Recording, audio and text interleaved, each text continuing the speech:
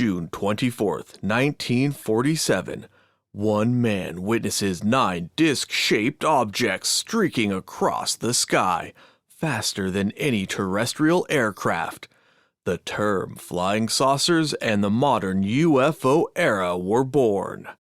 It's the Alien Conspiracy Podcast. We are your hosts, Agent ETA and Agent Anderson. Come along this week for one of the classics, the sighting of Kenneth Arnold. This is a really good sighting. It's one of the classics, like I said in the introduction. This is where we get the term flying saucers from. Yeah, it's a legendary case. First, I'll start off with Arnold's statement. This is the statement he gave to the military, and it can be found in the Blue Book files. It's a little different than some of the stuff he said to like news outlets and stuff.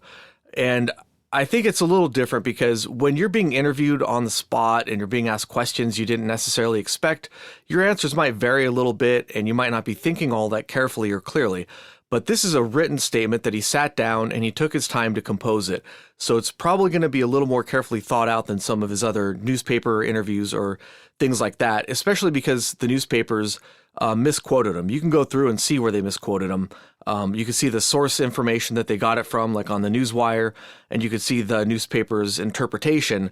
And that's pretty typical. Most cases I find, the newspapers tend to exaggerate things or even make things up entirely to kind of sensationalize it. So that's why I'm going with this statement, even though it's a little on the long side, but all right, here we go.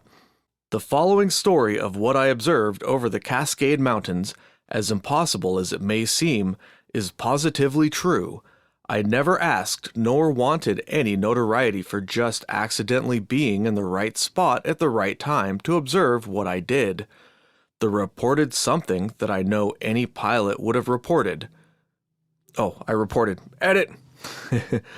I reported something that I know any pilot would have reported.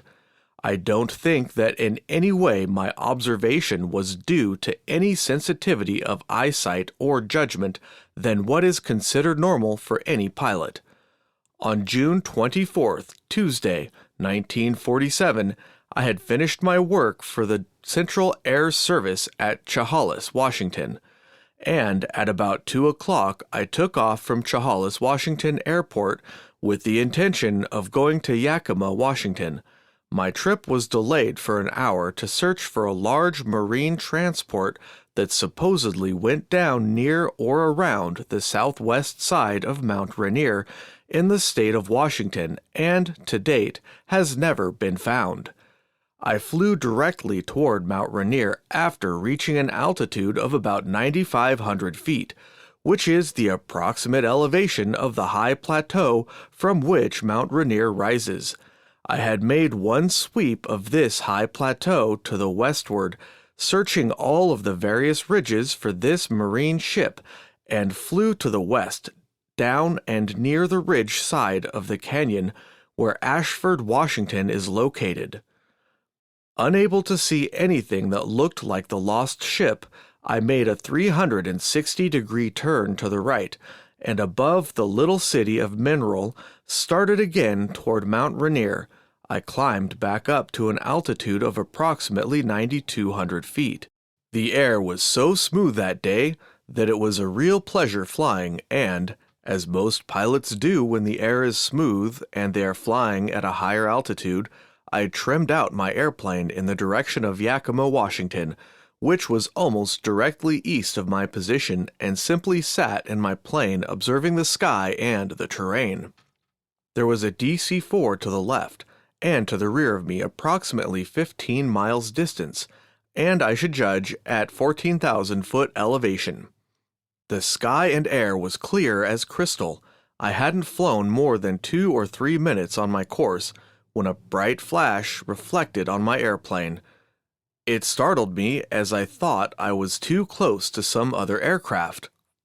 I looked every place in the sky and couldn't find where the reflection had come from until I looked to the left and the north of Mount Rainier, where I observed a chain of 9 peculiar-looking aircraft flying from north to south at approximately 9,500-foot elevation and going, seemingly, in a definite direction of about 170 degrees. They were approaching Mount Rainier very rapidly, and I merely assumed they were jet planes. Anyhow, I discovered that this was where the reflection had come from, as 2 or 3 of them every few seconds would dip or change their course slightly, just enough for the sun to strike them at an angle that reflected brightly on my plane. These objects being quite far away, I was unable for a few seconds to make out their shape or their formation. Very shortly they approached Mount Rainier, and I observed their outline against the snow quite plainly. I thought it was very peculiar that I couldn't find their tails, but assumed they were some type of jet plane.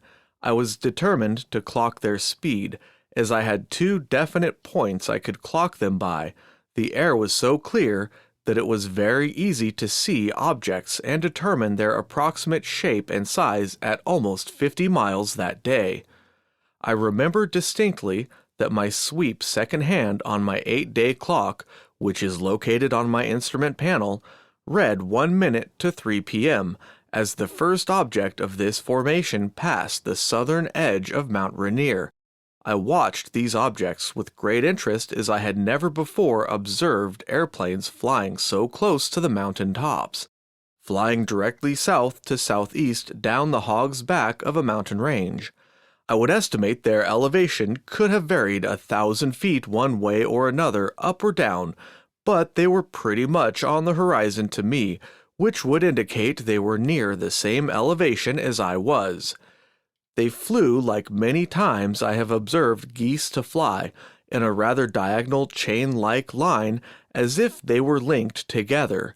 They seemed to hold a definite direction, but rather swerved in and out of the high mountain peaks. Their speed at the time did not impress me particularly, because I knew that our Army and Air Forces had planes that went very fast. What kept bothering me as I watched them flip and flash in the sun right along their path was the fact that I couldn't make out any tail on them, and I am sure that any pilot would justify more than a second look at such a plane.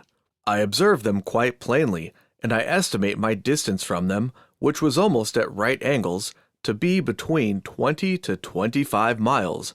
I knew they must be very large to observe their shape at that distance, even on as clear a day as it was that Tuesday.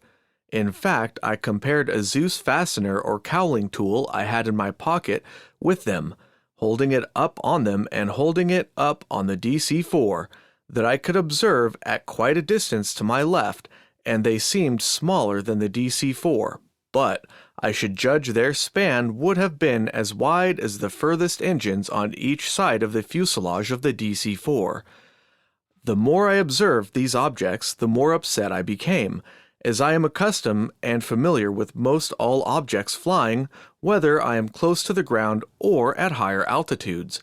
I observed the chain of these objects passing another high snow-covered ridge in between Mount Rainier and Mount Adams, and, as the first one was passing the south crest of this ridge, the last object was entering the northern crest of the ridge. As I was flying in the direction of this particular ridge, I measured it and found it to be approximately 5 miles, so I could safely assume that the chain of these saucer-like objects were at least 5 miles long. I could quite accurately determine their pathway due to the fact that there were several high peaks that were a little this side of them, as well as higher peaks on the other side of their pathway. As the last unit of this formation passed the southernmost high snow-covered crest of Mount Adams, I looked at my sweeps second-hand, and it showed that they had traveled the distance in 1 minute and 42 seconds. Even at the time, this timing did not upset me, as I felt confident after I would land there would be some explanation of what I saw. A number of newsmen and experts suggested that I might have been seeing reflections or even a mirage. This I know to be absolutely false, as I observed these objects not only through the glass of my airplane, but turned my airplane sideways where I could open my window and observe them with a completely unobstructed view, without sunglasses. Even though 2 minutes seems like a very short time to one on the ground, In the air 2 minutes' time, a pilot can observe a great many things, and anything within his sight of vision probably as many as 50 or 60 times. I continued my search for the marine plane for another 15 or 20 minutes, and while searching for this marine plane, what I had just observed kept going through my mind. I became more disturbed, so after taking a last look at Teton Reservoir, I headed for Yakima. I might add that my complete observation of these objects, which I could even follow by their flashes as they passed Mount Adams, was around 2½ or 3 minutes, although by the time they reached Mount Adams, they were out of my range of vision as far as determining shape or form. Of course, when the sun reflected from 1 or 2 or 3 of these units, they appeared to be completely round, but I am making a drawing to the best of my ability, which I am including, as to the shape I observed these objects to be as they passed the snow-covered ridges, as well as Mount Rainier. When these objects were flying approximately straight and level, they were just a black thin line, and when they flipped was the only time I could get a judgment as to their size. These objects were holding an almost constant elevation. They did not seem to be going up or coming down, such as would be the case of rockets or artillery shells. I am convinced in my own mind that they were some type of airplane, even though they didn't conform with the many aspects of the conventional type of planes that I know. Although these objects have been reported by many other observers throughout the United States, there have been 6 or 7 other accounts written by some of these observers that I can truthfully say must have observed the same thing that I did, particularly the descriptions of the 3 Western Airlines employees, the gentleman from Oklahoma City, and the locomotive engineer from Illinois, plus Captain Smith and co-pilot Stevens of United Airlines. Some descriptions could not be very accurate, taken from the ground, unless these saucer-like discs were at quite a great height, and there is a possibility that all of the people who observed particular objects could have seen the same thing I did, but it would have been very difficult from the ground to observe these for more than 4 or 5 seconds, and there is always the possibility of atmospheric moisture and dust near the ground, which could distort one's vision. I have in my possession letters from all over the United States and people who profess that these objects have been observed over other portions of the world, principally Sweden, Bermuda, and California. Yeah, like California's a foreign country, I guess. I would have given almost anything that day to have had a movie camera with a telephoto lens, and from now on I will never be without one. But to continue further with my story, when I landed at Yakima, Washington Airport, I described what I had seen to my very good friend Al Baxter, who listened patiently and was very courteous, but in a joking way didn't believe me. I did not accurately measure the distance between these 2 mountains until I landed at Pendleton, Oregon, that same day, where I told a number of pilot friends of mine what I had observed, and they did not scoff or laugh, but suggested they might be guided missiles or something new. In fact, several former Army pilots informed me that they had been briefed before going into combat overseas that they might see objects of similar shape and design as I described, and assured me that I wasn't dreaming or going crazy. I quote Sonny Robinson, a former Army Air Forces pilot who is now operating dusting operations at Pendleton, Oregon. What you observed, I'm convinced, is some type of jet or rocket-propelled ship that is in the process of being tested by our government, or even it could possibly be by some foreign government.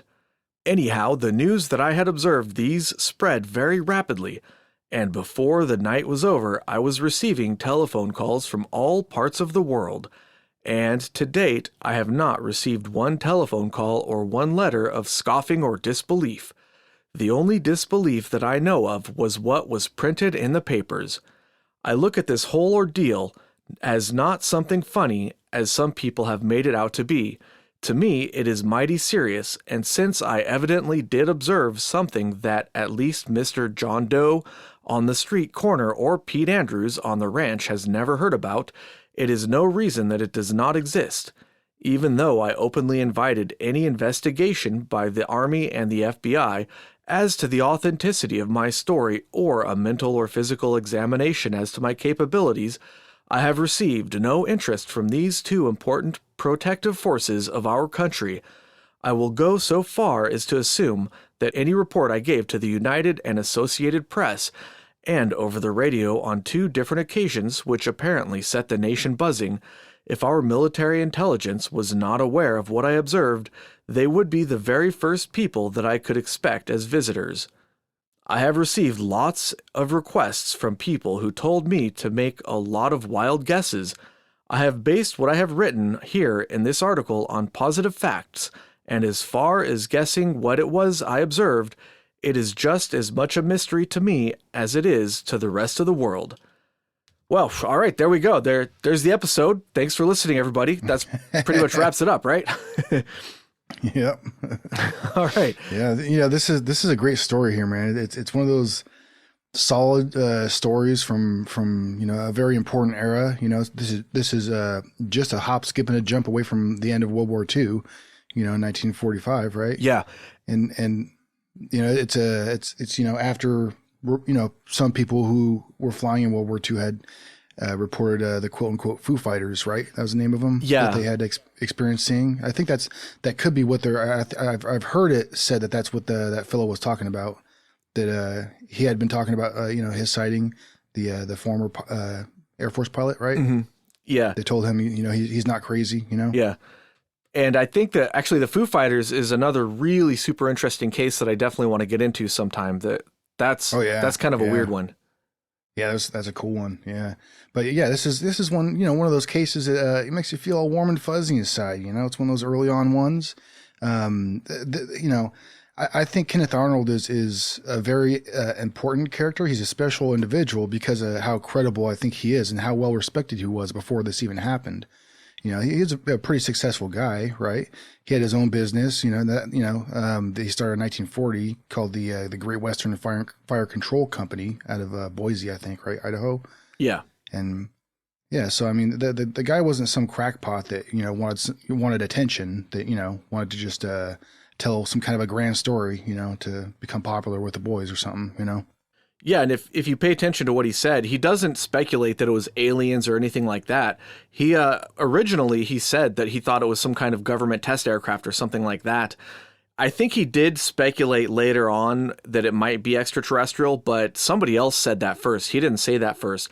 And it is a natural conclusion to make under the circumstances.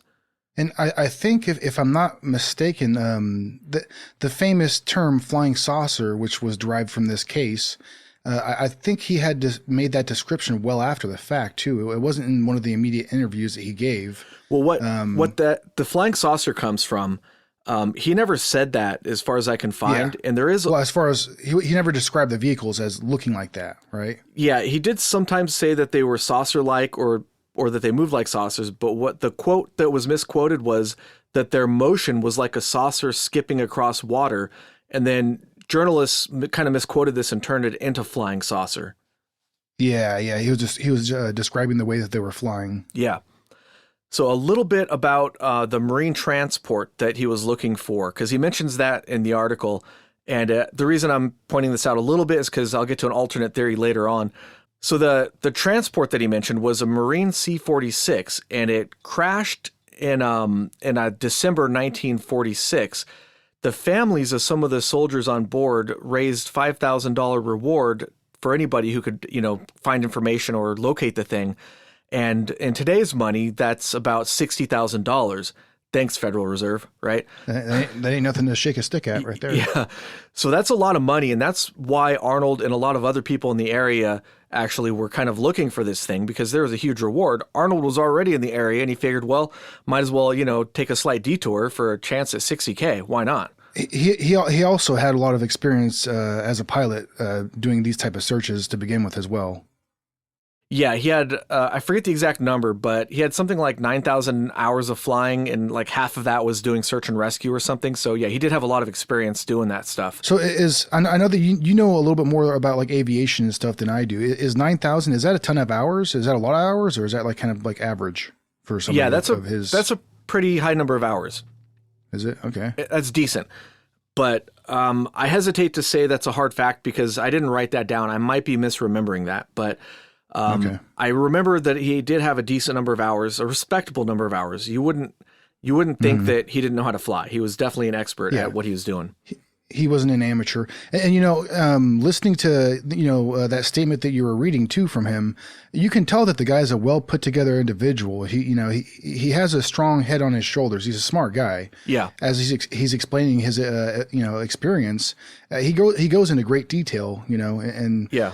and his story throughout the years had been pretty consistent as far as him retelling his experience, and what he did in reaction to his experience, like trying to calculate the speed, Yeah. which was, a pretty, amazing speed. 1,200 miles an hour or something like that, conservatively is what he estimated, right? Yeah, and that's what really sets this sighting apart from most other sightings. There aren't really that many where the witness took such detailed measurements. So he took an angular measurement of the craft and compared it to the DC-4, and he took a timed measurement of how fast they were going against landmarks that he could see. And that the time measurement is really important because he saw them pass in front of Mount Rainier, and he saw them weave in and out of other peaks. So this gives us a minimum and maximum distance that they could have been at. Now there is a little bit of wiggle room there for how far away they could have been, but it kind of pins it down to a pretty specific location. And that's very... Yeah, Oh, yeah. I'm sorry. It gives you a pretty damn good idea, and that's one of the key details that I love about this story. Yeah. Is because those landmarks that we're talking about, those are very set in stone. Yeah. For sure.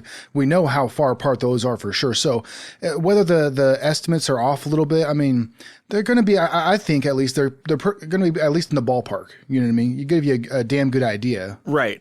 And because most people who see UFOs, they're either in an airplane or on the ground or whatever, they see them against the background of the sky, and there's no reference point. So it could be something that's 100 feet away, it could be something that's 100 miles away that's really big, or it could be closer and smaller.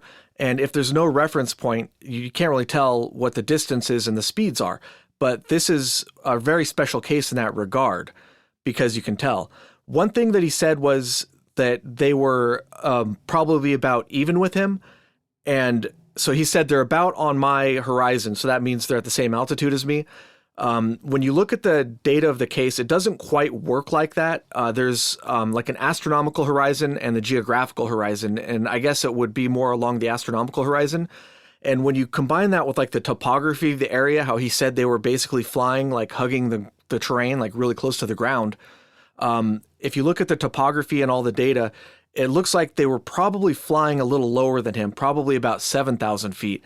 And that's, if you just think about how fast these things were going, which you mentioned 1,200. So what happened was he initially estimated it a little over 1,700 miles per hour, which is really fast. That's like 2.2 times the speed of sound, or Mach 2.2 or something.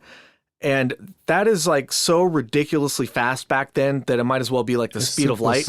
Yeah, it's just crazy fast. And the fact that it was flying that close to the ground, even nowadays, no pilot in their right mind is going to hug the terrain going 2 times the speed of sound. It's just, it's silly. That's not going to happen.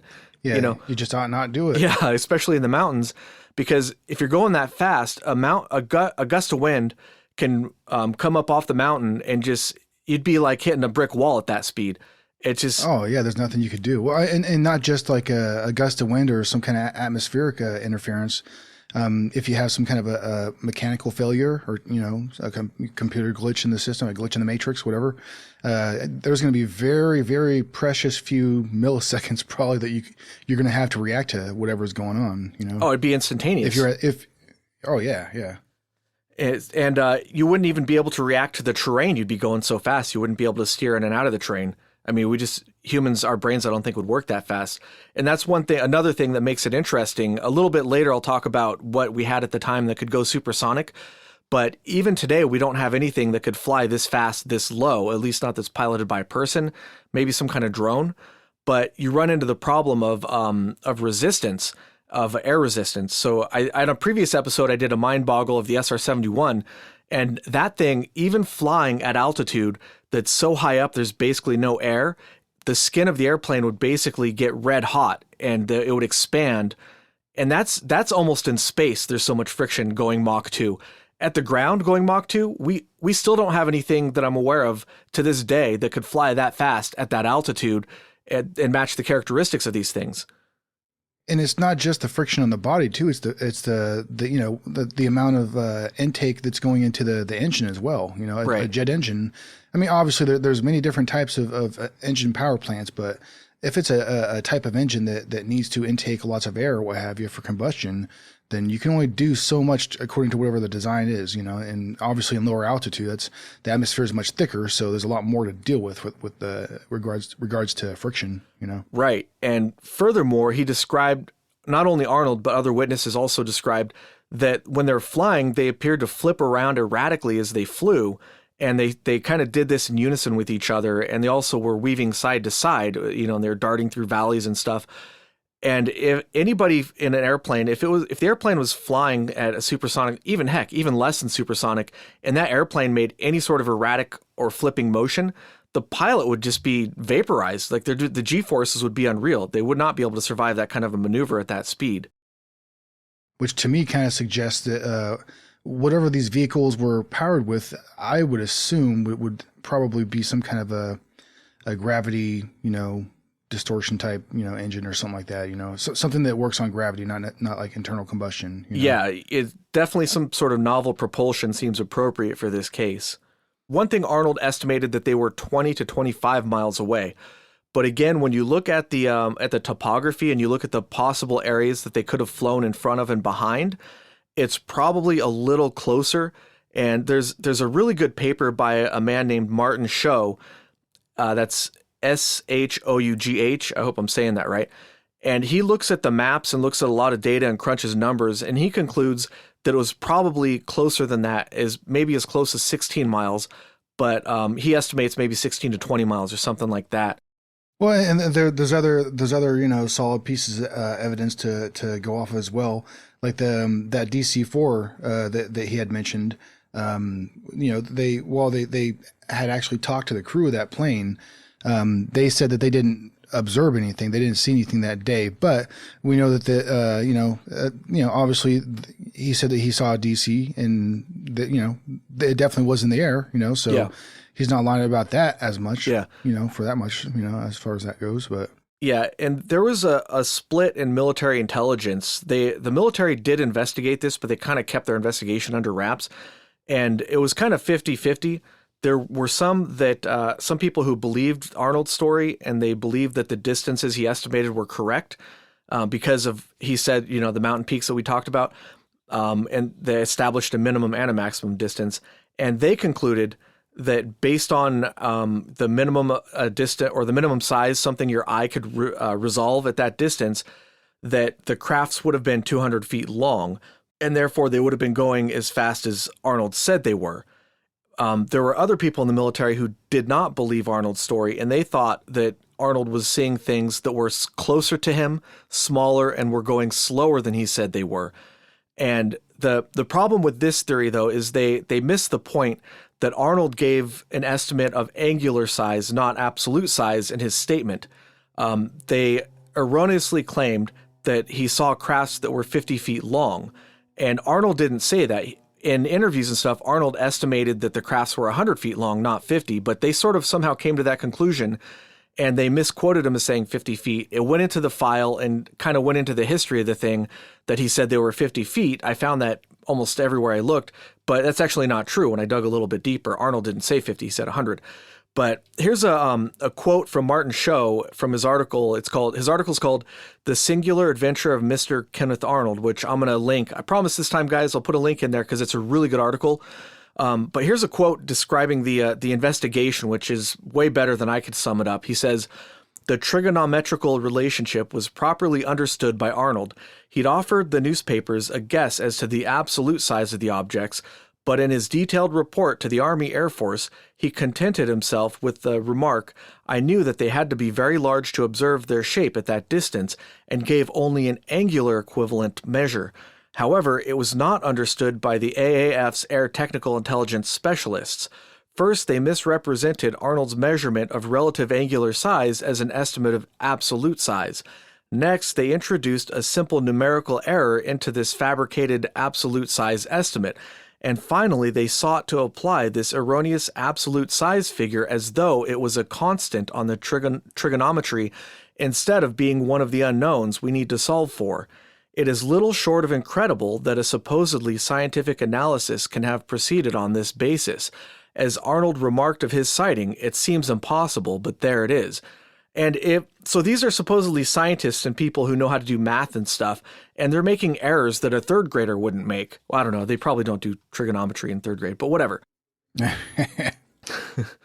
But yeah, so the angular measurement that Arnold used, or he used a cowling tool that's basically like a screwdriver, and he used that to compare the angular size of the DC-4 to the UFOs. And this is actually a little more important than it might seem at first glance, because we know how far the DC-4 was from Arnold, and we know how big it was. We know the size of the DC-4, obviously, because we have them, right?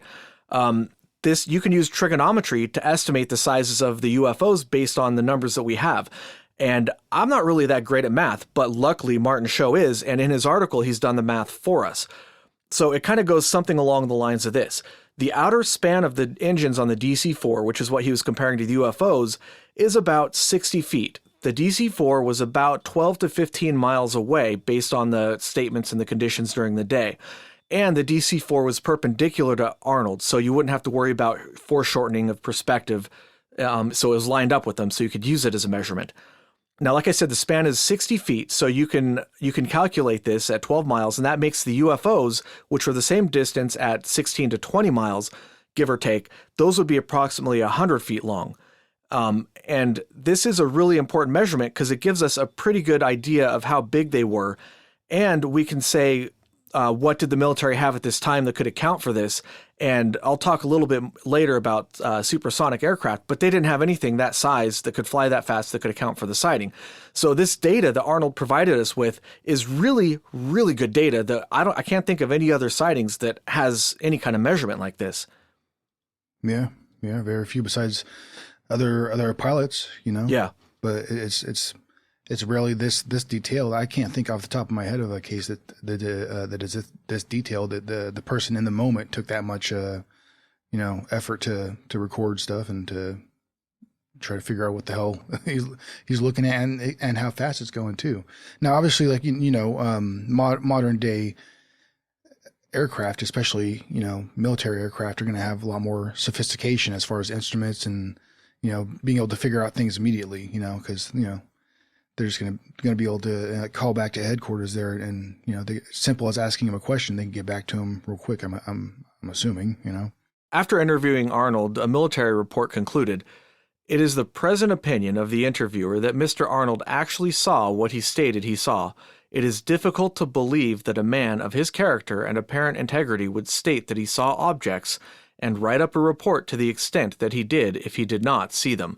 And this is an important statement because the Air Force eventually concluded that what Arnold saw was a mirage. And at this time, the Air Force was a subset of the Army. It was planet Jupiter. Yeah, it was Venus. It's always Venus. Yeah, it was Venus too. At this time, the Air Force was a part of the Army. It wasn't a separate branch. So if they had an airplane in the area that was operating and could have been a cause of this sighting, they would have known what it was, and they would not have concluded it was a mirage. And I'm not 100% sure, but I don't think they ever intended for this stuff to go public, because this was before the Freedom of Information Act, which I forget exactly the year that came out, but after that came out, it makes the documents a little more suspect because you don't know if they're planting misinformation in there. But before those came out, there's kind of a different tone to the documents I've seen because they never expected them to see the light of day. Yeah, well, and the reaction to the case too, and to Mr. Arnold there. That's one of the things that kind of stands out to me about this case is, did he have some critics that didn't believe him? Yeah, but relatively, usually it wasn't like negative, and they didn't try to like assassinate his character. You know what I mean? Where, and there's a lot of cases you can draw from the history of UFO sightings and experiences where, the person's character ends up being assassinated, or they end up being ridiculed and made fun of so much it really ends up affecting their life in a negative way. I know I've heard him interviews. He supposedly stated that at certain points where he got kind of tired of it and took a break, but But for the most part, it seems like most people respected the guy enough to where like they're like, well, we're going to basically take him for his word, or at least we're not going to think they didn't describe him usually as being crazy or anything like that. Yeah, remember in his statement he said that the individuals he spoke with and communicated with, those people were reasonable. It was only the press that actually gave him shit over it, because that's what I guess that's what the press does. They're always making stuff up and pointing fingers. Yeah, well, they sensationalize it. It's nothing new. They have a long history of it. Yeah. The really interesting thing that happened is that because there was a wave of sightings around this time, it wasn't just Arnold, but like I said, a lot of people, and like Arnold said in his statement, a lot of people also saw very similar objects. Because of that, the government began a secret investigation, and they concluded that the saucer reports were not imaginary, that they could not be explained by natural phenomenon, and that something real was flying around. And this led directly to the formation of Project Sign, which was followed by Project Grudge, which was followed by Project Grudge, and the more well-known Project Blue Book. So this, I like Gludge better. Yeah, let's go with Gludge. So Arnold, his sighting and all the sightings surrounding it was actually a genuine UFO flap, believe it or not, at this time, because of all these sightings. That led directly to what we know today as Project Blue Book, which is kind of interesting. Yeah, and I think the way that that drawing also, anybody that, you can go on Google Images and just for your search, just type in, Kenneth Arnold UFO drawing or something, and the drawing's pretty detailed, and it's very specific, and it's I know for sure, being interested in vaguely, at least in experimental planes, that we know about, at least, I know that shape has been experimented with before, and around that period of time too. I'm not saying that, that's what he saw, but I know that is a aerodynamic shape that has been considered, Well, there's I was going to talk about this a little later when we talk about the skeptical explanations. There was an airplane called a flying flapjack that was being developed at the time, or maybe a little before. And it actually does look very, very similar. The outline of the airplane looks very similar to what Arnold drew. The difference being that the flying flapjack has a couple of engines sticking off of it, and those are to the front. And what Arnold drew would have traveled in the opposite direction. So it looks kind of like a curve. So imagine like an oval, and then at the back of the oval, it's got like a concave cutout. It is basically, I guess, how I would describe it. And then on the concave part where the flapjack is, that's where it goes forward and the wings stick out from there. On Arnold's sighting, he said it traveled the other direction. So the flapjack would have been flying backwards to account for Arnold's sighting. And not only that, but there were only ever 2 flying flapjacks made, and only one of those was completed and actually flew. Not 9 of them. And he's saying he saw nine objects. Yeah, not 9, but 1. And the maximum speed of the flying flapjack, I believe, would have been estimated at somewhere like 550 miles an hour. And that's an estimated top speed, but that's nowhere near fast enough to even meet Arnold's lower estimate of 1,200, let alone his higher estimate of 1,700 miles an hour. And there was also another airplane, I forget the name of it, I think they called it the Flying Pancake or whatever, or flying something. I love pancakes. And it was kind of like a different model of the flying flapjack, but they only made one of those. So even if somehow magically all these 3 were flying together, there's still only 3 of them. It could not have accounted for the 9 that Arnold saw, let alone the other witnesses, which I'll get to in a little while. But yeah, that's... Well, hey, yeah. Real quick, because I don't think I've ever asked you this, actually. What is your favorite type of flapjack there? Pancake? Well, my favorite kind of pancake, actually, in Southern California, there's, I think in Temecula, there's a pancake place called the Original Pancake House, I believe. And they do like sourdough starter or something for their pancakes. Anyways, they make amazing. I love their pancakes. That would be my favorite flapjack. Now you're talking the business right there. Yeah, I don't know if you've ever been to that place, but I highly recommend it. Get me all hot and bothered. I have once, yes, with Agent Rosebud, as a matter of fact. They make some excellent stuff. Yeah, but you didn't. You kind of skirted around the question there, man. What's your favorite type of pancake? It's just their basic pancake. Oh, just the regular. Yeah, Okay, okay, yeah, yeah, just the regular. Yeah, okay. All right. That particular restaurant's regular. Yes, yeah. You can put some Okay, bananas on there, some syrup or whatever, but it's just a really good pancake. I could dig it. There's nothing wrong with that. Yeah. Yeah. How about you? What's your favorite flapjack? Well, I'm actually kind of more of a waffle guy myself, but you can't go wrong with a good solid flapjack, baby. Now I like pecan, a good solid pecan with some solid syrup on there. All right. Some that's not too like fake and just too sugary. I like a good solid amber maple, something like that. You should try they have like an oven baked German style pancake. They put, I don't know exactly how they do it, but they put it in like an iron skillet, I think, and they bake it in the oven. It comes out all fluffy and gooey and stuff. It's delicious. Oh, you should try it. Oh yeah, dude. I'm a bit of a glutton. I love I got a waffle machine myself at home. It's nothing, no big deal. I like to sometimes you see people like will put cooked bacon within the waffle. Oh yeah, that sounds delicious. Me myself, I like to crisp up that bacon real good, and then break it apart like it's bacon bits. You know what I mean? Then mix that throughout the waffle mix first, and then go to town on that son of a bitch. Cook it up with some maple and some pecans. That sounds good. Hell to the yeah, man. Oh, I'm getting hungry. Make it into poo. Yes. All right. Anyways, I digress. Yes. Let's get back to the topic at hand here. So I looked up a little bit about what kind of stuff we had in 1947 that we could fly around at supersonic speeds just to check. Maybe it was an airplane, and maybe we did have something back then that could go Mach 2. And I did find one thing that could go faster than Mach 2, actually. The V-2 rocket that the Germans developed in World War II had a max speed of 3,580 miles per hour. And people, when they described it, they said it looked like it was a meteor in flight, and it had it would trail sparks and stuff. The V-2 rocket was about 45 feet by 5 feet with an 11-foot wingspan, and it looks basically like a rocket. It doesn't look disc-shaped or concave or anything.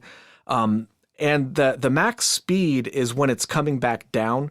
This was actually a ballistic rocket or a ballistic missile, which means that they don't launch it straight and level. They launch it up at an arc, and then it falls down at an arc to hit its target. So first of all, it couldn't have really flown level at that speed, and it couldn't have hugged the terrain because its guidance system was very, very crude. I mean, when they launched these things, they were lucky if they hit within 5 miles of their target. So they were notoriously inaccurate. There's not a chance that it would have been weaving in and out of mountain peaks because it just didn't have a sophisticated enough guidance system. Well, and a group of them, let alone a group of them in formation, mirroring each other's, flight actions, whatever the hell the term is. Yeah, it's just not possible. There were a few other rockets and artillery shells that did break the sound barrier at the time, but none of them come even close to being able to match the description. Just like the V-2, they don't make any sense. Quick little side note: I'm pretty sure I've had some poops that broke the sound barrier. I'm quite positive, actually. Oh, your poor toilet. I heard a boom, man. I swear it was a sound boom. So a little history of just real brief overview of what sound barriers were broken at when. Just after, well, not just after, but shortly after Arnold's sighting on October 14th in 1947, that's when Choke Chicken. Yeah, when Choke Chicken officially broke the sound barrier in a Bell X-1 going 807.2 miles per hour. And it is possible that the sound barrier might have been broken a little bit before then, and it just wasn't an official record-breaking sound barrier thing.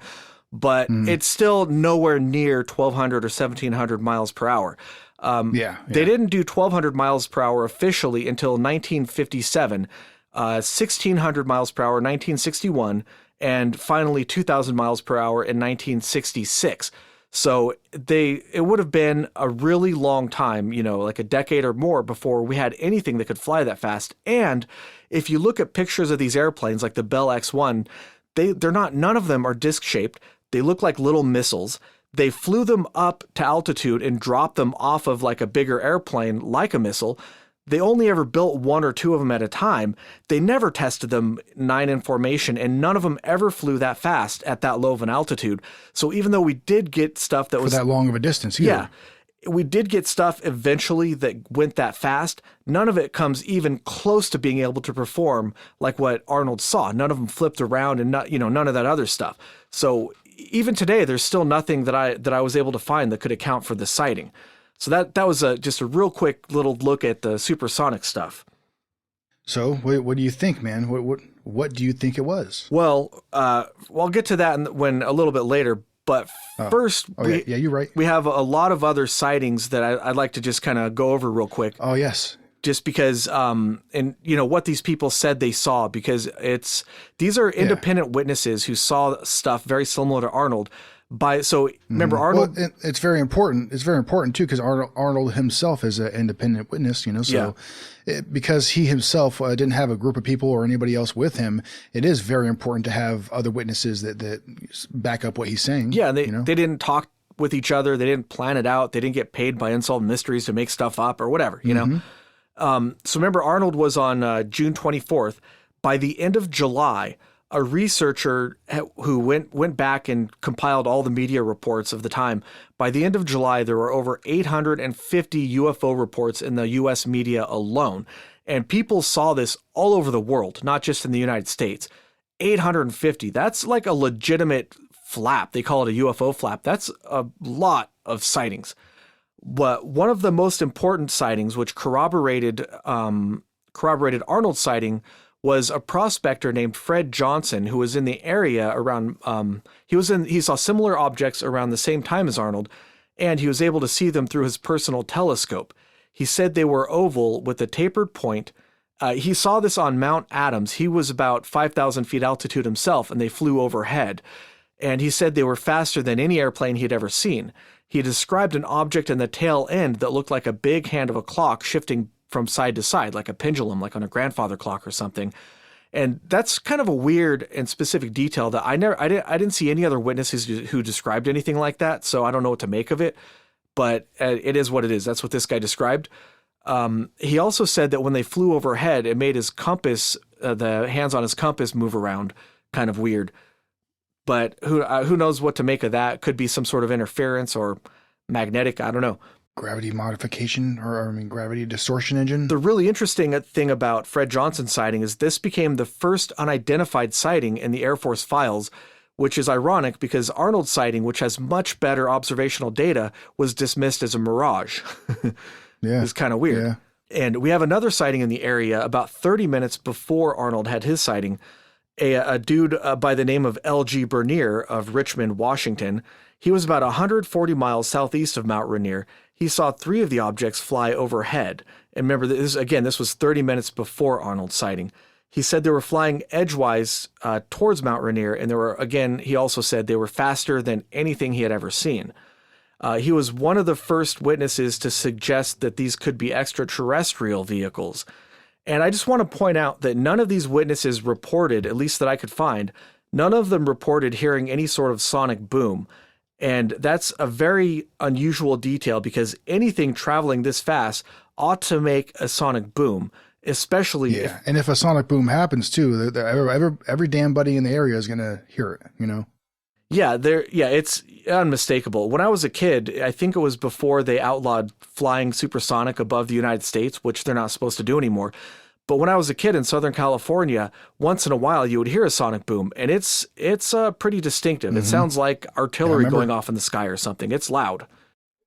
Oh yeah. Like you won't even see the airplane. You'll just hear the sonic boom, and you'll know that they're flying around somewhere. But you can hear it all over the place. So people would have definitely reported that if it was something that happened, which is, I think, an important detail. Again, another detail that suggests that there could have been some kind of novel propulsion that we don't know about going on.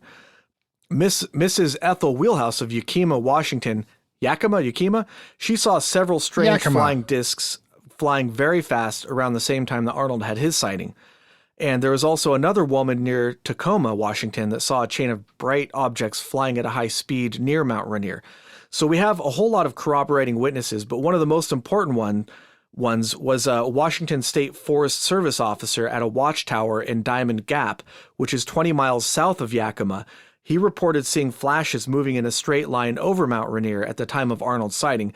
And I like that one because I feel like a government employee is far less likely to make stuff up because it could cost them their job. You know, these people are representatives of the government, and they're forced to take this stuff seriously. And I just like to remind everybody, at this time, it was the height of the Cold War, because it's always the height of the Cold War. And at this time, a lot of people were reporting stuff not because they thought it was UFOs and not because they thought it was aliens, but because at this time there was a high level of, I guess you could say, paranoia, or a high level of nervousness. People were worried that Russia was flying stuff over us. We were flying stuff over Russia. We were kind of butting heads at the time, and people were really nervous. And if they saw something, they reported it to the government because they wanted the government to know about it in case it was some enemy trying to surveil us or trying to get over us and bomb us or something. Remember, in World War II was one of the last times, since 9/11, that we actually had attacks on U.S. soil. Like the California coast was attacked a little bit. So people were very nervous at this time of foreign powers. Although that said, if there were 850 reports, probably for every report, there were 10 people that didn't report it because, at least because people don't always report this stuff. So that means that people were seeing this stuff all over the damn place. Everywhere, probably people were seeing this stuff and just not reporting it for whatever reason.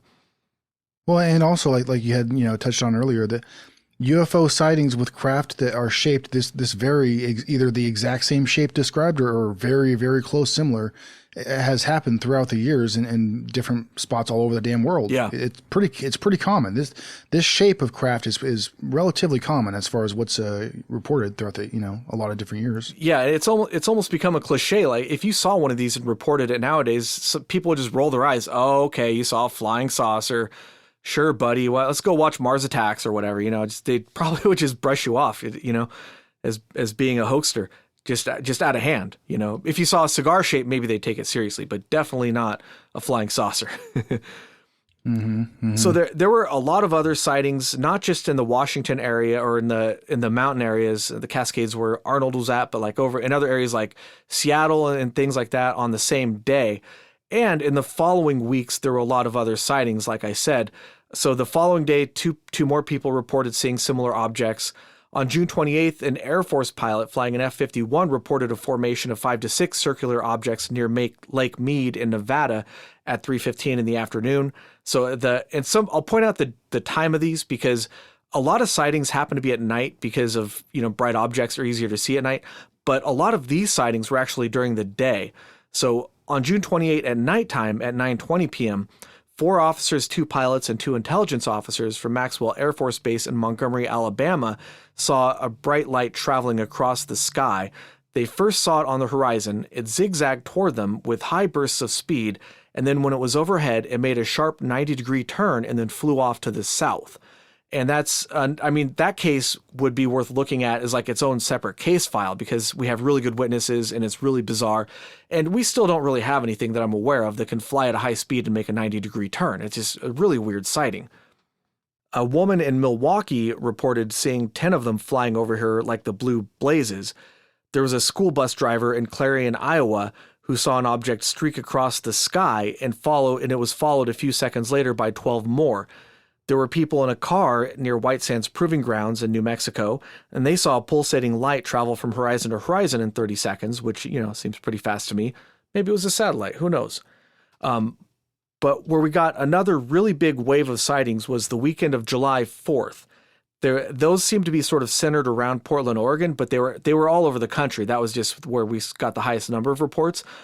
Yeah, it was fireworks, I tell you. Yeah, it was just fireworks.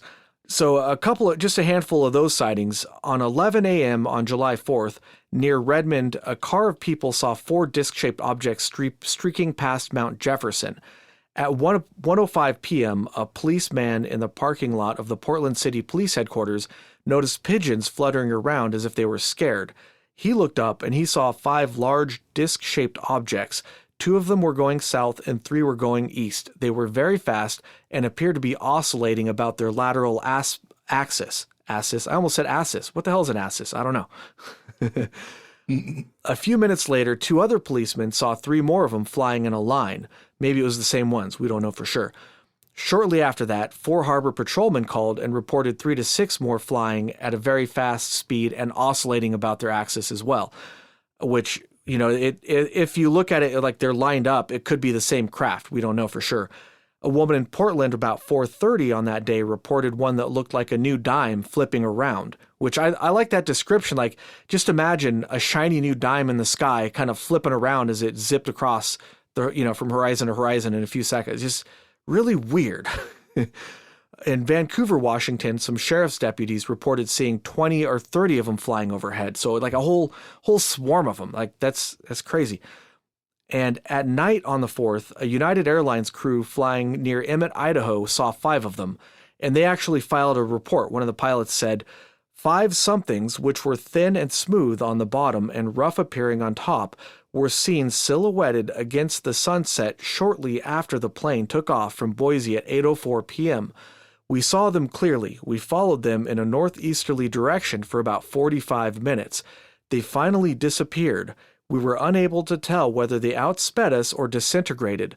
We can't say whether they were smear-like, oval, or anything else, but whatever they were not aircraft clouds or smoke. And that's an interesting description, and to me, it kind of means that these things were so fast that they just sort of disappeared. He said we didn't know if they disintegrated or what happened to them. Mm-hmm. It's kind of weird. On July 6th... Why would you even take that into consideration, to disintegration? Yeah, well, maybe he meant like they could have been a meteor, and like a meteor will disintegrate as it enters the atmosphere or something. I don't know. Mm-hmm.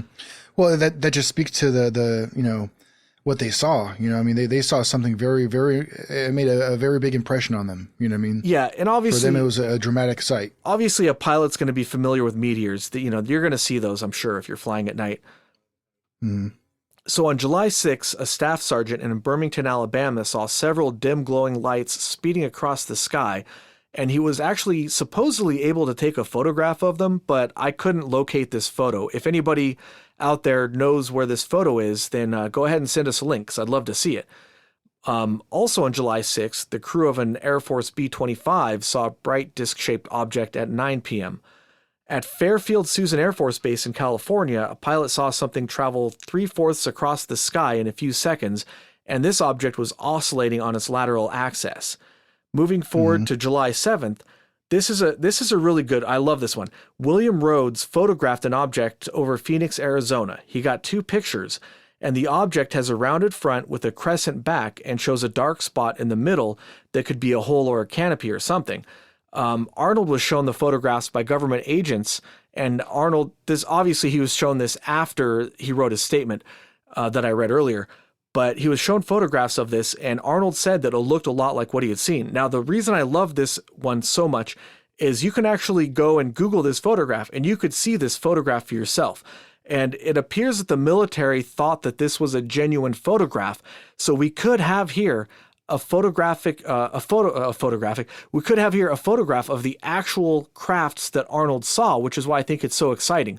We don't know 100% that these are real photographs of the things that were zipping around the skies, but I think there's a real reasonable chance that it could be. Have you actually seen these photographs, Agent Anderson, Agent ETA? Have you seen these photographs from William Rhodes? No, actually, I don't believe I have. All right, let me see if I can find you a link here. I'm going to be looking them up right now. Let's see. Well, if I have, I'm brain farting on that shit right now. There, you said William Rhodes? Yeah, William Rhodes. So I think there's a good picture in this article. Maybe not. Let's see. I think it's on this one. Oh yeah, here we go. All right, I found it. Let me see if I can send you a link to this article.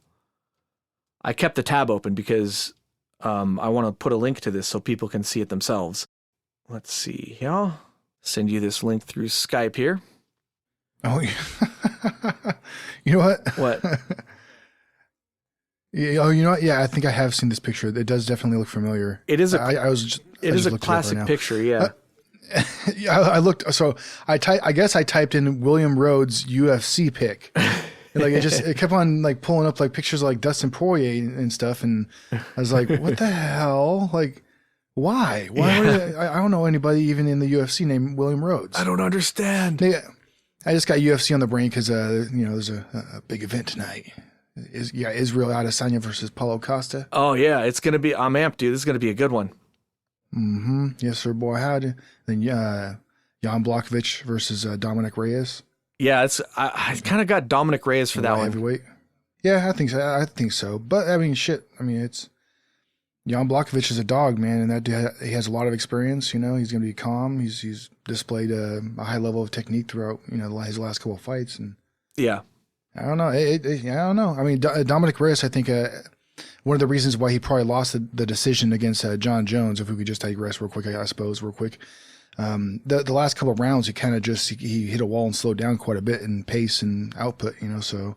Or he was I'm robbed. assuming that's why. Or he was robbed. Well, I think I think a little bit of that too. But I think most people, the rounds that they give John Jones, if whatever rounds they do give him are the fourth and fifth, so typically, so. Yeah, I had Reyes winning that fight, but I guess it was close-ish, but I don't know. I saw it as a robbery, but I suppose you can make an argument for John Jones winning it. Mm-hmm. Yeah. Whatevers. But yeah, I do recognize this picture though. So there's the link I sent you to. It's from a website called Saturday Night Euphoria, which I really like this website. It goes into a lot of detail about, like, let's say it has a series of articles on Kenneth Arnold, where it posts a ton of newspaper articles. It goes into the Maury Island incident, which is a whole separate thing that Arnold was involved in. And it talks about some of the people, like what they did and, behind the scenes kind of stuff. Is really great series of articles on this one. I don't think they're updating it anymore, whoever runs it, unfortunately, but the stuff on there is excellent. I highly recommend it. I'm going to probably link to this in the description, but if you scroll down a little bit, it has both of the pictures side by side next to each other. And it's hard to tell, but it does look like an actual craft, and it does look like what Arnold was describing, and it does look like what he drew, the pictures he drew. So for me, it's pretty exciting because this could be the actual craft. This could be a picture. Let's not beat around the bush here. This could be a picture of an actual alien craft that visited our planet. And I'm not sure that that's 100% true, but it's exciting just to kind of go out on a limb and say, what if it is? So I kind of nerd out on this stuff sometimes. What do you make of this photo, Agent ETA? Well, I'm trying to get past my, inability to maneuver through computers and stuff like that. I thought you sent the link through email, but it's through Skype. Yes, so. Yeah, I sent it through Skype. So I actually just loaded that up right now. Okay. So yeah, I'm seeing that picture of all the clouds and stuff. Looks like a storm front coming in over a desert city of some sort. Oh, Phoenix, Arizona. Yeah, there you go. Yeah. If you scroll down a little bit on the page, you'll see. So you scroll down, you'll see Kenneth Arnold's drawing, and then I seen that other picture first. Yeah, and if you scroll down, you'll see the two pictures side by side. It's about, I don't know, maybe about 10% down the page. Maybe it looks like. As a picture from what looks like to be a newspaper, it says mystery. What sits? Yeah. Photographed over Phoenix. Yeah, that's it. That looks like the same. Yeah, you got two pictures of the thing. One of them's a little blurry. The other one looks pretty clear. Yeah. But yeah, I mean, I definitely could see. Yeah, I don't have a Kenneth Arnold's picture, but I definitely remember what it looks like. Well, I have it on a different window here, but yeah, on the picture to the right over there, definitely looks like what he could have been describing, I think. Yeah. Especially from the angle that he was, because he was observing it from a different angle than these pictures, Yeah. But I don't know, it's sort of like an exciting little detail. It doesn't really prove anything, but it's definitely worth a look, I think. For anybody listening, if you're interested, put the link in there and check it out, because it's a pretty cool picture. Or if you wanted to Google it yourself, it is William Rhodes is the name of the guy who took the picture over Phoenix, Arizona. So July 7th, William Rhodes, Phoenix, Arizona.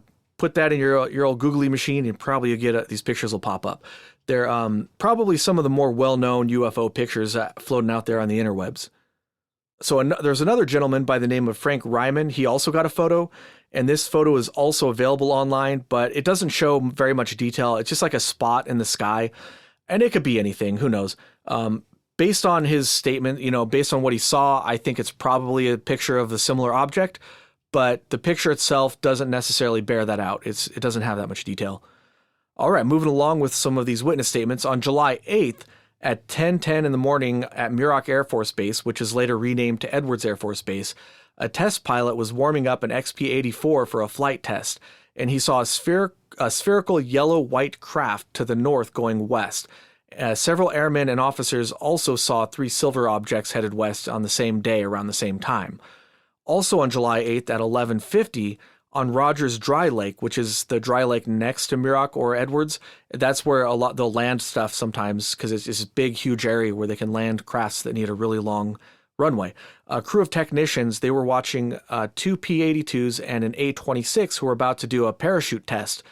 And they saw a white round object. At first, they thought it was the parachute, and they thought that people in the air had dropped the parachute early. But then they saw it descending lower, and when it got lower, they were able to see more details. They saw it had an oval shape, and it had 2 projections on its upper surface that looked like knobs or thick fins of some kind, and they appeared to be rotating or crossing each other periodically. There was no smoke, flame, propellers, flight control surfaces, engine noise, or other means of propulsion or flight. They watched it for about 90 seconds before it went behind some mountains. About 4 hours later on that day, an F-51 pilot flying at about an altitude of 20,000 feet and about 40 miles from Muroc Air Force Base saw a flat object reflecting light, and it also had no fins or wings that they could see, and it was above the pilot. He climbed to try to catch it, but was unable to get close enough to get a better view of it. Moving right along here, there were some picnickers in Idaho. They had various sightings on different days, and they reported as many as 35 discs at one time. And that's just a real brief overview of the many, many sightings that were reported in this time period. It goes on and on and on. We could go on for hours reading these different witness statements. There's so many of them. It just kind of boggles the mind. It's, we're only scratching the surface here. At first, the military was kind of freaked out. They were worried about Russians overflying us with some kind of new test craft. Remember at this time that we had things like Operation Paperclip going on, and the Russians had their version of Operation Paperclip, where there was a mad rush after World War II to get as many of the German scientists as possible. And so we had like Werner von Braun. We got him, and he's the guy who basically set up NASA for us. So both countries had top secret projects where they were developing new types of aircraft. So they were worried that Russians were, they had developed something new and they were using it to fly over the United States and to surveil us. But other people in the military intelligence were saying that, no, that's not possible. There's no way anybody's developed anything that could do this. And those people thought that it might be ET. So there was sort of like this divide in the military intelligence at the time. And for more discussion on that, you can listen to Chapter 2 of Edward Ruppelt's report on unidentified flying objects, which you can find on our feed that I recorded previously, or you can download it. It's a free PDF. That chapter talks a little bit about Kenneth Arnold, and it goes into his sightings, over Mount Rainier, and it also talks about a little bit about his other thing he was involved with, I just mentioned it.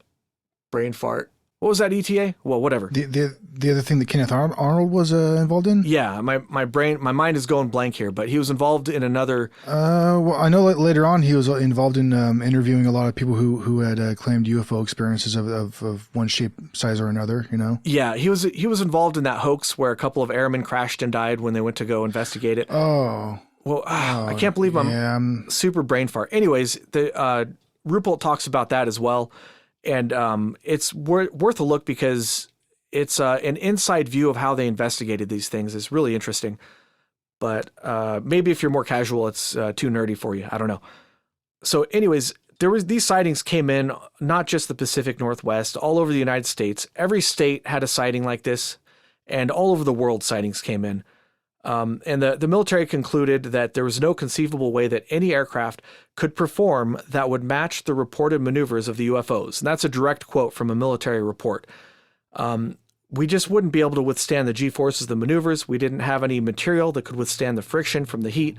And they couldn't figure out what these things were without resorting to some sort of novel explanation, like saying they were geese or meteors or something that didn't really match the sightings. Venus. Yeah. All right, so that's the witness stuff. I found a really interesting alternate theory, and this was from a book by a guy named James Carrion, which you can find online. There's a free PDF. It's called The Roswell Deception, and it's more about Roswell, but he does talk a little bit about the Arnold sighting. He says that, according to him, Joseph Stalin over in Russia, he was interested in developing a version of Eugen Sanger's America bomber. That was a bomber under development by the Nazis that could reach America.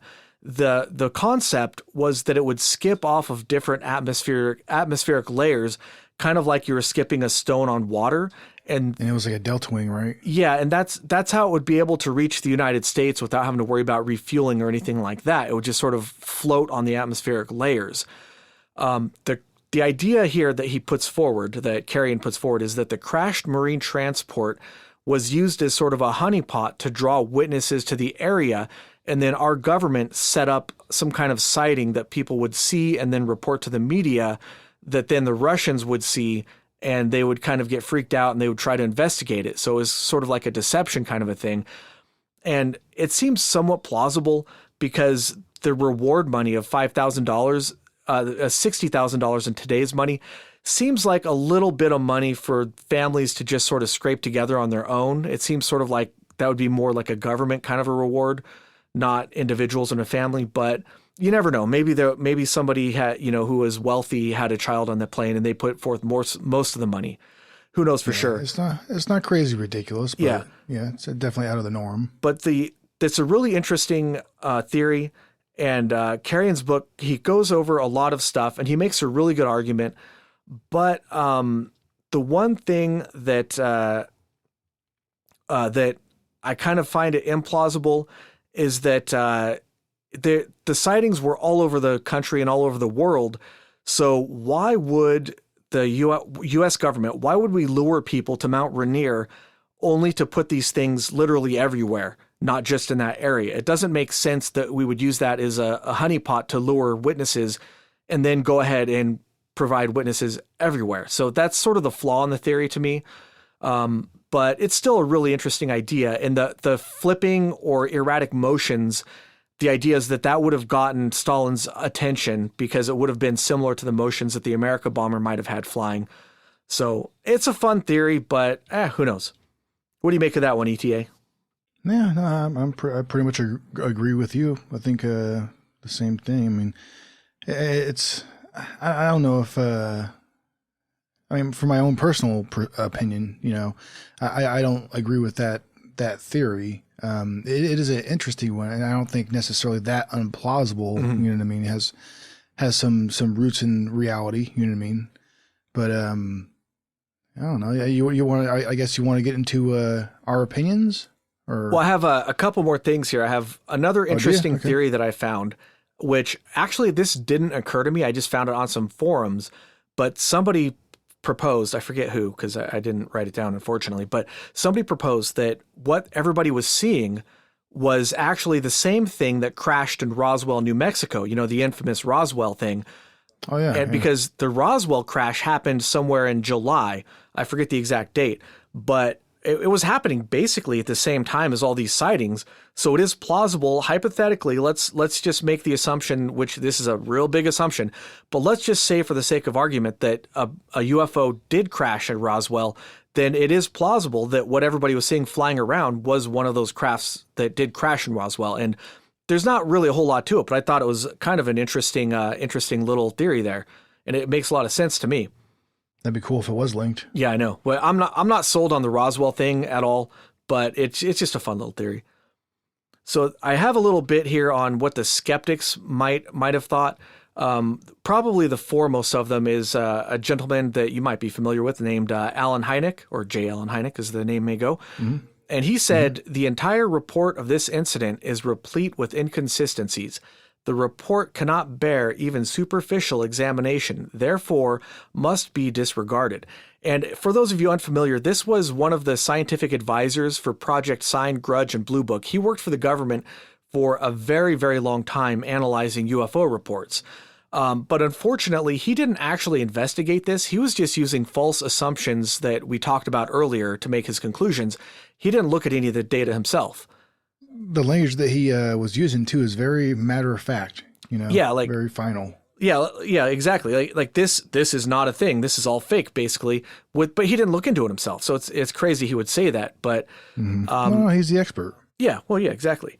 right? But so he concluded this somehow that the objects had a size of 80 arc seconds, which so the way 1 degree, if you go outside and you look up in the sky, and there's 360 degrees, right? Each degree can be divided into 60 arc minutes, and each arc minute is divided into 60 arc seconds. And then I think that comes out to be like 1 arc second is 1/125,000th of a degree, or I don't know, something like that. So it's 1 arc second is very, very small. It's angular measurement. That's what we're talking about. So he concluded that the objects were 80 arc seconds, and that's too small to even see. He said that 180 arc seconds was the minimum angular size that you needed to be able to see something. Therefore, the objects must have been 2,000 feet by 100 feet, and that's an unrealistic size.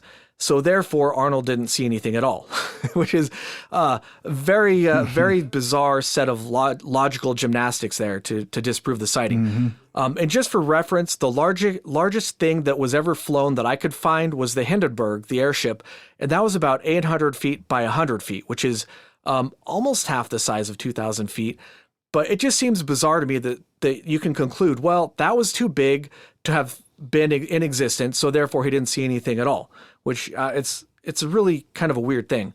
But there's a flaw to his idea, because at 2,000 feet, at about 15 to 20 miles that Arnold saw, each object would have actually been 1 degree wide, which is about twice the diameter of the full moon. So that doesn't even make sense based on his own numbers. The whole thing is it just doesn't make any sense at all.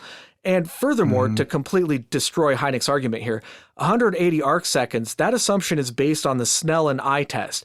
And this is the resolution acuity of the eye, or the ability to discern small lines from each other, not the ability for the eyeball to see anything at all. I'm not an expert on this. I actually got this data from the paper I mentioned earlier, but supposedly detection acuity is the ability to see anything at all. And that can be as small as half an arc second, or 360 times smaller than what Hynek's assuming here. So at 20 miles away, this is 3 inches, not 2,000 feet.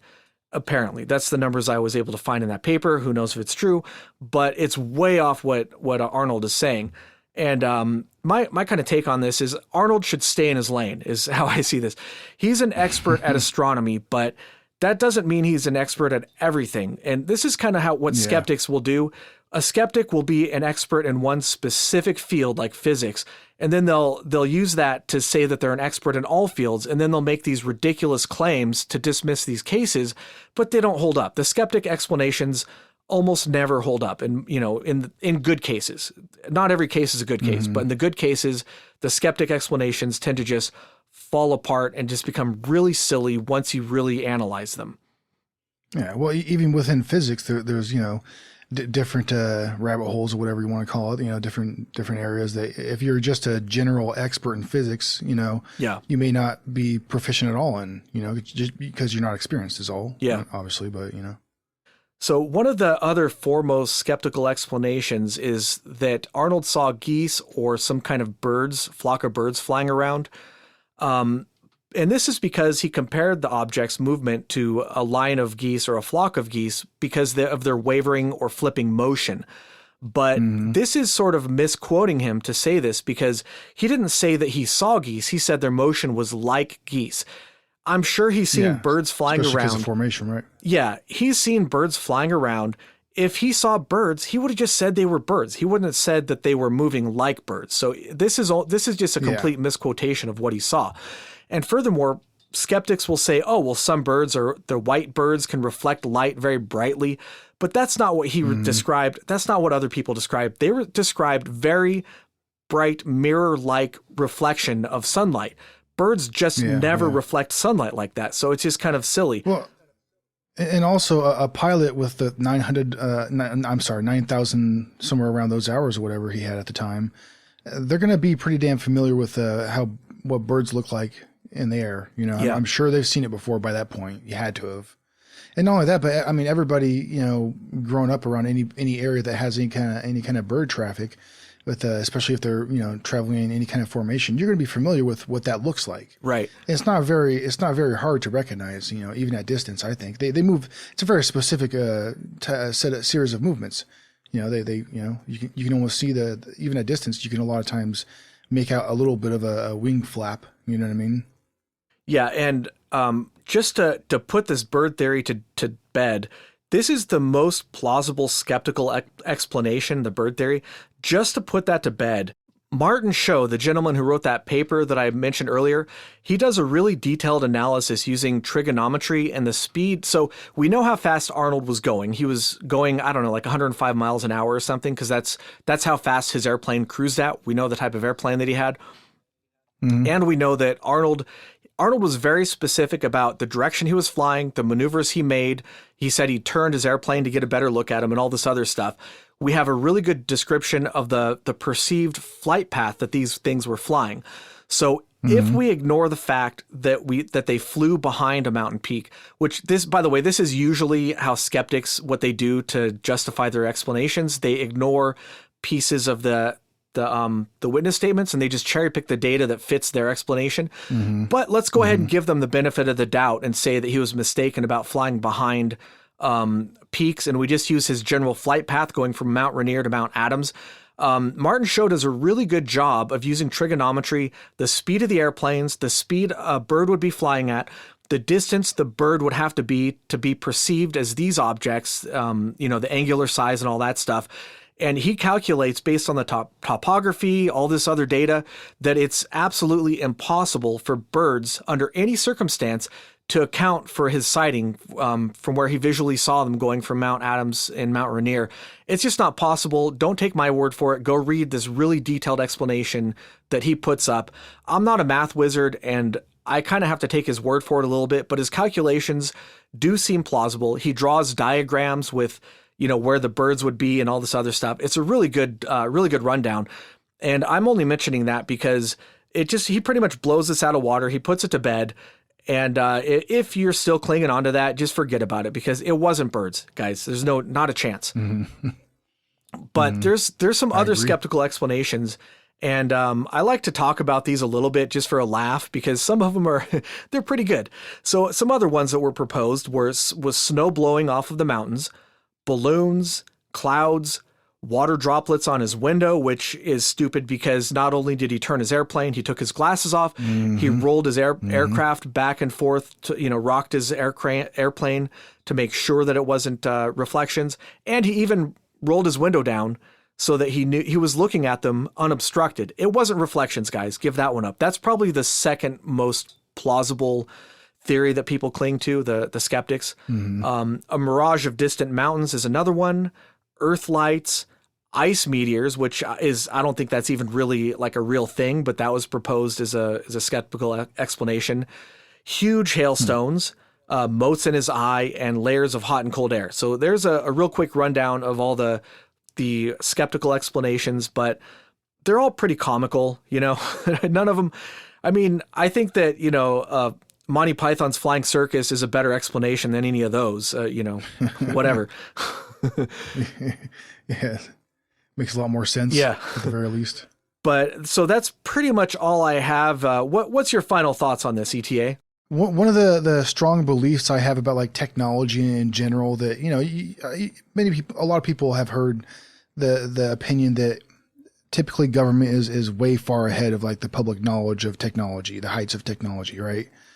So I don't think it's necessarily out of the realm of possibility, in my opinion, that the government could have had a hold of maybe, you know, a craft or two that had some kind of a propulsion system that could move the way that these craft were moving. Now, the thing that kind of interests me as far as like, you know, how the government may have gotten a hold of these things is, I kind of, I love this story about, you know, governments finding, you know, crashed alien aircraft. You know what I mean? I'm not necessarily saying that's more probable or likely, or there's more evidence or anything like that, but that's one of my favorite, theories out there about government's involvement with that type of technology. You know what I mean? But I don't necessarily think that the government would have a fleet of 9 aircraft that they could competently, fly in formation, because, when you do hear about stories of people working for governments, Bob Lazar included, it's very rare where you hear a story about anybody either being involved or witnessing a vehicle being piloted, especially multiple vehicles being piloted, by humans, competently and with those numbers, you know what I mean? So with that being said, I think it's more likely, possibly alien in origin.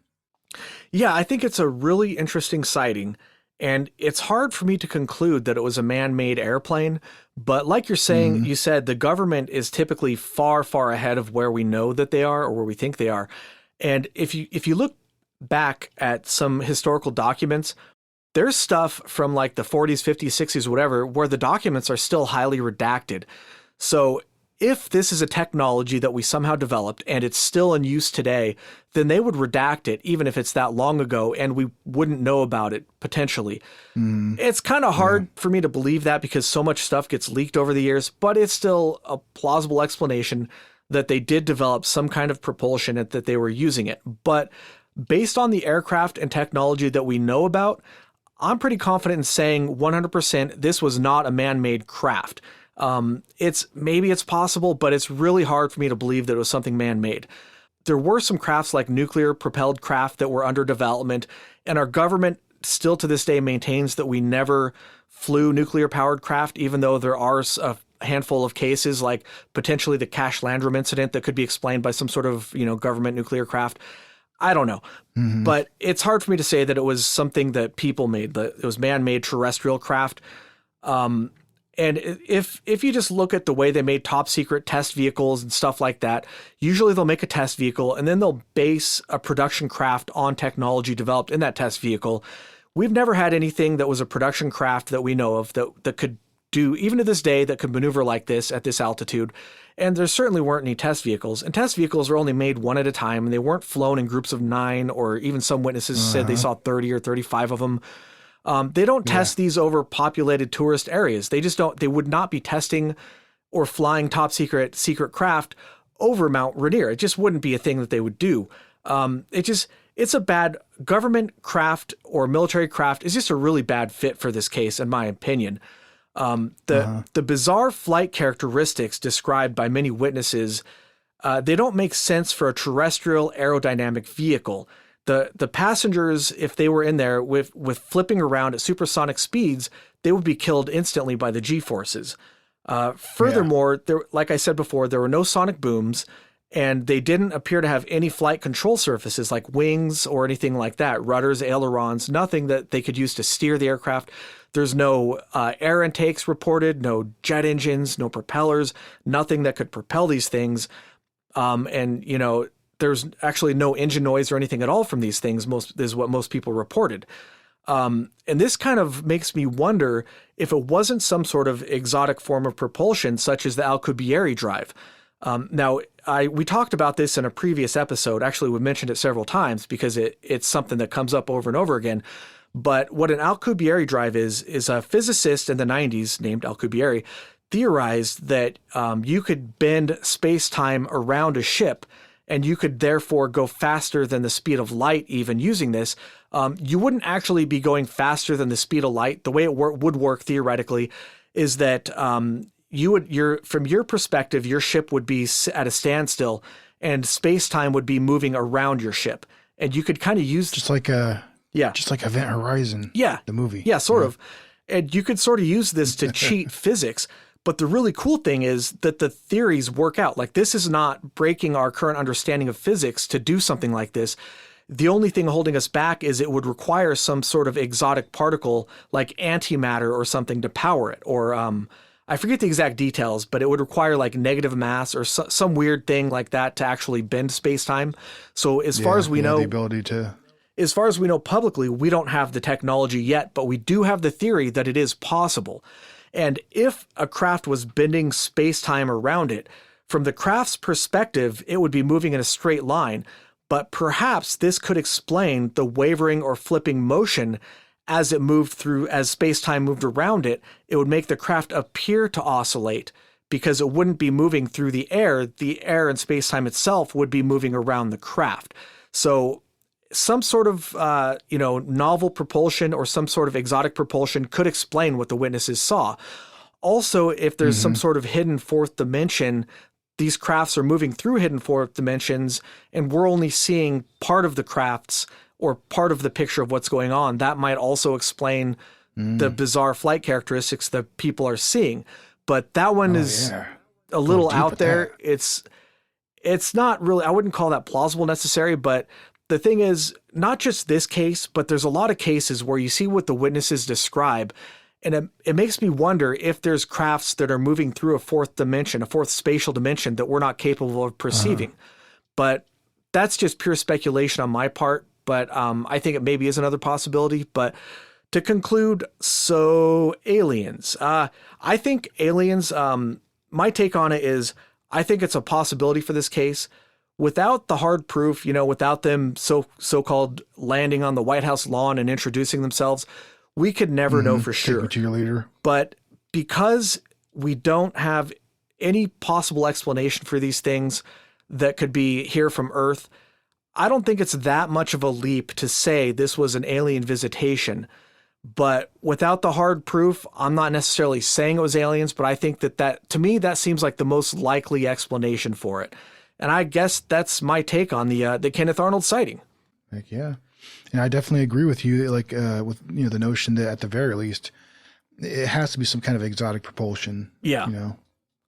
Just by the way that they're moving. Yeah. Well, I guess that's all I have. You got anything else before we finish up here? No, I think, I'm pretty satisfied with what we've covered. All right. Well, thanks for listening. If you'd like to follow the show on Twitter, you can do so at AlienConPod. We also have an email address, alienconpod@protonmail.com. Let us know what you think about the episodes. If you have any questions or comments or topic requests, send them to us. All right. We appreciate you guys listening. And as always, if you guys wouldn't mind doing us a solid, always, like, share, subscribe. If you even want to go a further step there, if you don't mind leaving a good review, that's always appreciated. But, just listening is good enough. And I hope you guys enjoyed it. Yeah, really help us out. Thanks a lot. And we'll catch you next time for a topic that I don't think we've decided on yet.